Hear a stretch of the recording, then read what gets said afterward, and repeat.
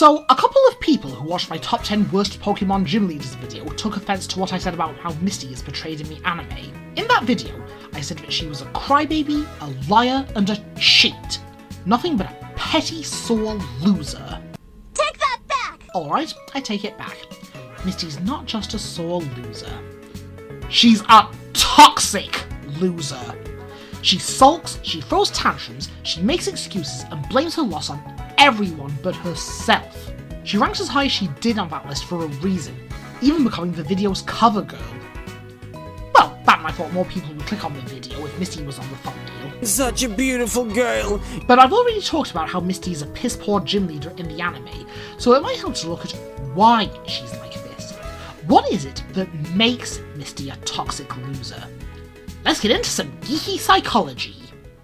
Now, before we start, I need you to understand what I mean by the term toxic loser. Not everyone can handle a loss.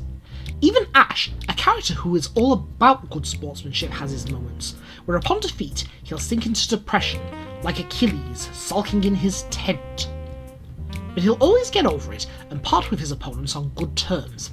He uses most of his losses as a learning opportunity to become a better trainer and ultimately a better person because of it. Misty, however, holds long-lasting grudges against anyone who outperforms her. When Ash was given the Cascade badge for saving Cerulean Gym from Team Retard, Misty complained bitterly about it and refused to admit that she had lost. She first insisted that it was a draw. Then a few episodes later, she changes her story to mean that Ash only got the badge because her sisters felt sorry for him. Years later, when Ash and his classmates take a field trip to Cerulean Gym, she changes her story yet again, this time claiming that she herself gave him the badge because she felt sorry for him, implying that she won their match. No, I know what it is. It's bullshit. Nonetheless, she loses to Ash yet again, this time in front of non-biased witnesses, so she can't hide behind that pity excuse, and is reduced to childish name-calling and petty insults, calling Ash a little kid. So now we can add plagiarism to her list of crimes. Meanwhile, she relentlessly puts Ash down every chance she gets, jumping at any excuse to belittle him. For years, she's been lying, making up excuses, ruining Ash's reputation, and undermining his achievements, just because she's upset about not being declared the winner of a battle from years ago. A battle which, by the way, Misty technically cheated in. She took full advantage of Pikachu's reluctance to battle against a so-called friend, and sweet-talked him into warming the bench.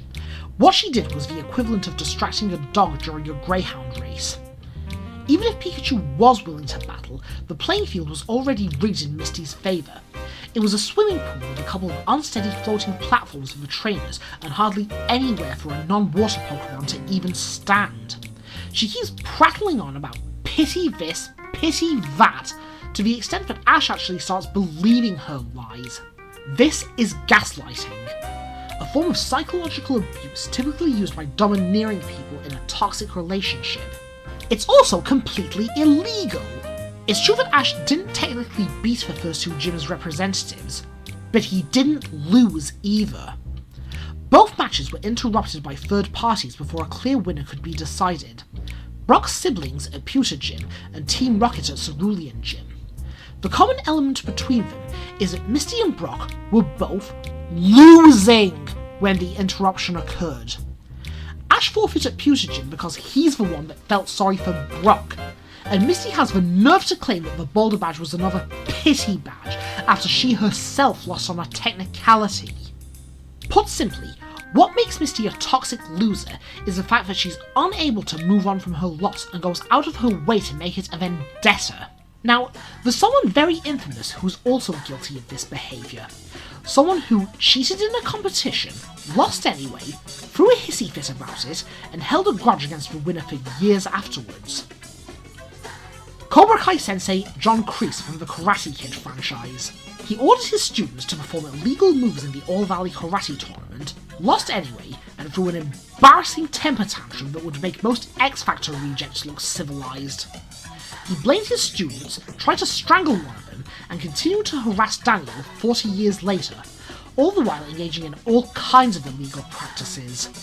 Stalking, child battery, instigating gang wars, 2 counts of attempted murder in as many minutes, and what's this all about again? An under-18s karate competition from 40 years ago! He really needs a girlfriend. A wise man once said that a defeat learned from is more important than an empty victory. But like Sensei Kreese, Misty has learned absolutely nothing from her defeat. She refused to admit that she lost and continues to do so decades later. Now, rest assured, this video isn't just going to be a big long, first she did this, bitch, then she did that, bitch. Especially since Matt Neff is better at that sort of thing with his FUDW series. Instead, we're going to look inside Misty's head and see if we can find out why she acts like this. What is it that causes Misty to be such a bad sport? Now, the most obvious solution would be a simple inferiority complex. Her sisters had all the looks, talent and popularity, while she was usually ignored by the public.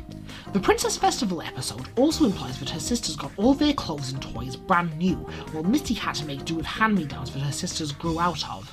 Which is why winning the Hina dolls at the festival tournament was such a big deal to her, so she'd finally have something that was hers and hers alone. She tags along with Ash because he's a complete beginner. It allows her to be the one dumping on someone else. She expresses domineering, often hostile behaviour towards Ash to compensate for her feelings of inadequacy. She hates the fact that a younger, less experienced trainer has much more natural talent for Pokemon battles than she does. For example, in Mystery of the Lighthouse, she goes on a tangent telling a pack of lies about how terrible a trainer is, and yet during the Princess Festival tournament, she begged Ash to lend her some of his Pokemon to help her win the Hina dolls. All of this implies that Misty has a big ego, but little confidence. This could also be why she rejected Rudy's offer to stay with him during the Orange Island saga. He's too perfect, there's nothing for her to nitpick. Just needed someone I could feel superior to. Although it's also possible that Rudy was trying to move the relationship too fast and he ended up creeping her out. I mean, he basically asked her to marry him when they'd only just met that morning. Rudy may dress the part, but this isn't Las Vegas. When Ash lost the Indigo League, partly due to Team Rocket kidnapping him, Misty got into a heated argument with him, telling him to grow up and get over it. Professor Oak comes in to firmly but calmly de-escalate the situation. No one was shouting anymore, the conflict had been resolved. But Misty immediately re-instigates it by passive-aggressively calling Ash lazy and saying that he didn't deserve to win. We can see from this that Misty doesn't care about Ash's trauma or helping him out of his depression. All she cares about is being right and winning a stupid argument that she started in the first place. By the time the group was travelling through Johto, Ash had matured and become a much more competent trainer. So whenever Misty would criticise him, it just came across as nitpicking, like she was just clutching at straws for things to complain about. In Double Trouble Header, she acts as though Ash is in the wrong for beating Casey, even though Casey was the one who picked a fight with him. Ash didn't do or say anything worse than stronger opponents have said to him whenever he ran his mouth. In fact, after the battle, he thanked Casey for a good match and tried to make peace with her, but Casey, who's also a sore loser, just burst into tears and ran away like a big, soft baby. Misty treats Ash like a huge jerk for not throwing the match, just to protect the self-esteem of a delusional little brat. In fact, she's been looking for excuses to dump on Ash right from the start. In Pewter Gym, Ash was about to beat Brock's Onyx after he accidentally set off the fire sprinklers when Brock's siblings dogpiled him and guilt-tripped him into forfeiting. Misty actually complained about Ash being the bigger person, as if she wanted him to win using a dirty trick, just so she could write it off as a fluke and feel like she had some kind of moral high ground. But the biggest evidence of Misty having an inferiority complex is her sister's debut episode, The Waterflowers of Cerulean City. Her sisters were about to give Ash the Cascade Badge just because they couldn't be asked with Pokemon battles anymore. Misty throws a fit and demands that she be allowed to battle him, all the while acting as though Ash is somehow in the wrong. How is he in the wrong? If you were eavesdropping all that time, you would have heard Ash outright say that he wanted to earn the badge legitimately. For some reason, Pikachu didn't want to battle, and Misty took full advantage of it, because she knew she wouldn't have stood a chance against Pikachu's electric attacks. even though the arena was already rigged in her favour. But even with all the unfair advantages she gave herself, her strongest Pokemon still got knocked out. Then when Ash and Pikachu saved her sister's gym, instead of thanking them, she whines and complains about Ash being given the badge instead of her. She claimed that she wanted to prove herself to her sisters, but all she ended up proving were her own insecurities. So Misty's attitude could very well be due to an inferiority complex and misguided attention seeking. But there is another possibility. Accusing Ash of getting everything out of pity was something we all assumed was just sour grapes from a sore loser. I believe what Misty's actually doing is psychologically projecting, in which someone externalizes their own worst traits onto somebody else. Watching the old episodes again, it occurs to me that Misty's most unlikable character flaw is her shameless hypocrisy. In the Johto seasons, when Ash meets Falconer, Misty claims that people are always underestimating water Pokemon because they're weak against electricity. However, instead of proving these hypothetical naysayers wrong, she always cheats to get Pikachu out of the picture whenever she has to battle against Ash, such as sweet-talking him into warming the bench, or sending out Togepi to take advantage of its paternal feelings, or flooding the arena so that there's nowhere for Pikachu to even stand. Additionally, if we revisit the Princess Festival episode, when she enters the tournament, she begs Ash and Brock to lend her some of their Pokemon because she doesn't think she can win with her water monotype team. All of this implies that the only one quote-unquote underestimating water Pokemon is actually Misty herself. Her favourite excuse is that Ash was only declared the winner of their match because Daisy felt sorry for him, but the only reason Misty even lasted as long as she did in that match is because it was Pikachu that felt sorry for her, and Ash felt sorry for Pikachu, so once again he decided to be the bigger person and not force it. In Who Gets to Keep Togepi, Ash won the custody tournament, but Misty got to keep it anyway, just because she was the first person it saw. Therefore, she only got to keep Togepi, her favourite Pokemon, out of pity. When Ash lost the Indigo League, she called him a lazy trainer who didn't deserve to get into the league in the first place. But when have we ever seen Misty doing any work towards her goals? Never! That's when! Partway through the series, she stops trying to master water Pokemon to focus on pampering Togepi, a normal type Pokemon that she didn't lift a finger to deserve. Speaking of which, how do we know that any of the Pokemon she had at the start even belonged to her at all? In The Misty Mermaid, her sisters just casually take Starmie off her hands despite Misty's objections.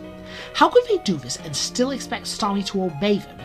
Unless Starmie was their Pokemon to begin with. Finally, her ultimate goal of becoming a water-type gym leader was just given to her on a silver platter. Her sisters couldn't be bothered running the gym anymore, so they just gave it to her, no strings attached. She didn't have to pass a test or prove herself in any way, she only got the job out of nepotism. So all of Misty's complaining, all her accusations of Ash being a charity case and getting on his back about being lazy, are really just a psychological defense. In actuality, Misty's own laziness and inability to stand on her own feet are things that she hates about herself. Ash never wanted nor needed pity. Everything he achieved, he did through his own initiative and hard graft. He came to understand that sometimes you need to learn how to lose before you're ready to win, because life isn't about how hard you can hit, it's about how hard you can get hit and keep moving forward, and he's been moving forward ever since. While Misty just spent all those years making excuses. Now, I'd like to briefly go over one more possibility, because Misty also displays symptoms of an autism spectrum disorder called pathological demand avoidance, a psychological need to avoid the demands and expectations of everyday life. Like a child who tries to get out of cleaning their bedroom when their parents tell them to do so, or to avoid doing their schoolwork.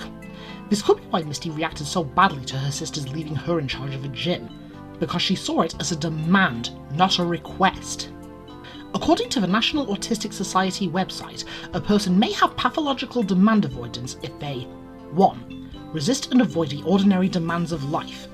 She never does any work towards her goals and spends every waking moment playing tourist or cuddling her ill-gotten Togepi. 2. Uses social strategies as part of avoidance, such as distracting and giving excuses. We've talked about her pity excuse throughout the video, but there are other examples, like when she kept making excuses for Ash not to go to Cerulean City because she didn't want to face her sisters, or when Ash beat her in When Regions Collide and she tried to distract from the fact that she lost by childish name-calling. 3. Appears social, but lacks understanding or empathy. Well, she certainly looks approachable enough with all the smiling and the winking, but empathy is something she needs to work on. Ash had a seriously hard time when Team Rocket kidnapped him, which played a big part in him losing the Indigo League.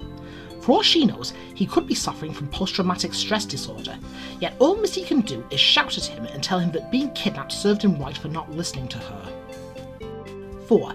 Experiences excessive mood swings. She's an anime girl, is that blunt enough for you? 5. Appears comfortable in roleplay and pretense.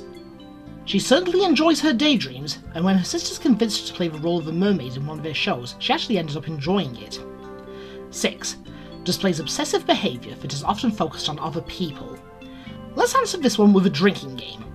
Take a sip every time she brings up pity, looks for an excuse to put Ash down, or brings up her bike. I'm not letting you out of my sight, Ash Ketchum, until you pay for my broken bike. So that's 3 explanations as to Misty's behaviour, but they're not mutually exclusive. It's possible that she projects because she has pathological demand avoidance disorder, which in turn could be linked to her inferiority complex. And that, good people, is what I believe is the Watsonian reason for Misty's frivolous claims of pity badges. The Doylean reason, however, is it's just bad writing. Bringing up that pity bullshit in When Regions Collide contradicted what actually happened, and it undermined whatever character development Misty had gone through. The original series had to change a lot of story elements following the hiatus after the Paragon episode, including changing the original finale when the Pokemon all revolt. I like to think that the original head writer, the late Takeshi Shudo, originally intended psychological projection as part of Misty's character arc, and that he was originally planning a redemption story for her, where she'd come to realise that she was the one who needed everyone to feel sorry for her, that she was the one who needed handouts and didn't want to try for herself. But eventually, she would come to terms with her insecurities, patch things up with Ash, and make a genuine effort to become the water expert that she has the potential to be if she just stopped making excuses. And Ash is never really alone because he's got me.